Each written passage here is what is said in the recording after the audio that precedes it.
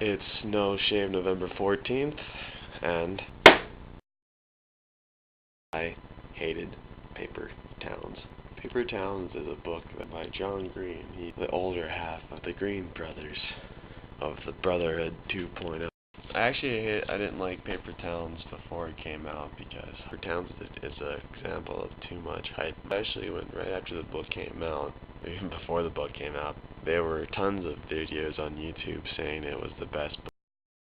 But even with that, I decided to pick it up and basically dive into the book without knowing much about it. In fact, the only thing that I did know about it was the best book ever, apparently.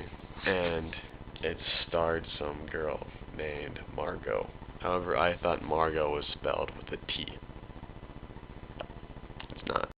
The plot is complex first-person narrative by a dude, and he has friends, and he looks for this girl, and there's a theme. I have a few beefs with the book, and actually I have some porks and some veals too. But my biggest beef with the book is that it's too cool. The characters, they talk. The characters are witty. They're smart. They're funny. They all have girlfriends. They go on wacky adventures. They go on serious adventures. It's very hard to relate to some people that are supposed to be outcasts. Another problem is plausibility. There's actually a really big scene towards the end of the book where a bunch of high schoolers, all minors of course, are traveling down the highway in a minivan, and in the back they have a case full of beer.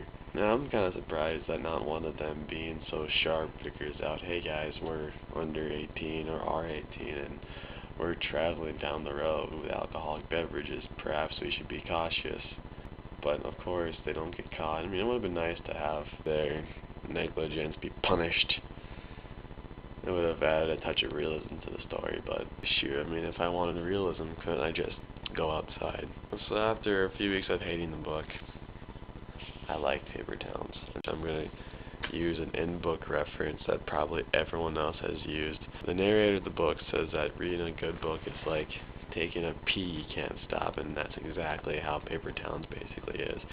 And I was actually holding my urine.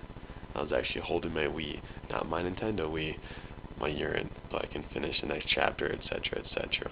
And when people say it's too short, no. In fact, if anything, too much happens, it's too long.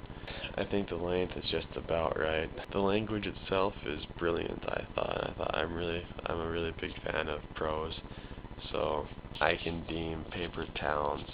It's fun, somewhat deep, somewhat thoughtful, somewhat annoying, but fun.